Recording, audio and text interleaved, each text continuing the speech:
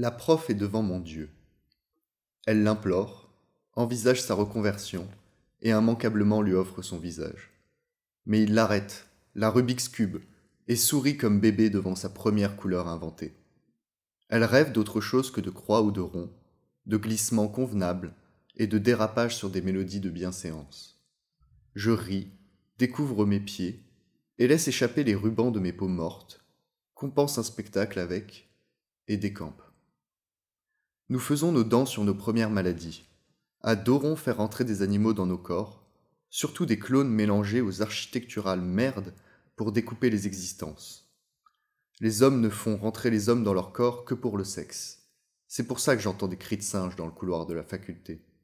Quelqu'un a cherché à graver le bout de son vie en une boucle dans le carré du couloir. Comme si tout le monde devait s'en rappeler, s'en gaver. Mais ce ne sont que des talons, cornus et hauts comme des lames, qui agitent les couloirs. J'avais prévenu qu'ici les pieds étaient à l'aise. Ils ne s'éloignent qu'en écho d'eux-mêmes, pour former des bureaux vides, bornés à accueillir tout ce que mes mots ont rejeté. Presque l'ensemble du langage pour ce texte.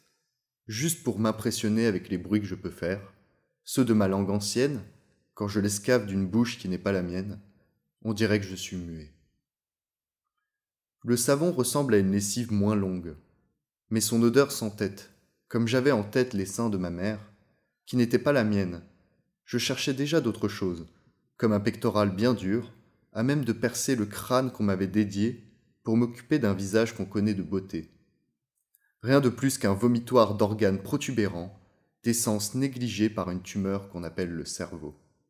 Car il tue chaque jour à petit feu, il broie en cendres tout ce que je croyais comme vécu, à peine ou méritant. Si ce n'est invivable, alors que ce n'est que des horaires. On n'a pas le temps pour la drogue, on se défonce à la mort. Ce petit bout de route qu'aucun n'aura jamais l'essence d'atteindre, une raie de fesses imprécise qui ne connaît de plis que l'inquiétante latence de ses vêtements, dans lesquels on se touche seulement quand des gens sont morts dedans. Le plafond nous fait croire qu'il est haut, mais ce n'est pas que notre crâne. On peut le toucher.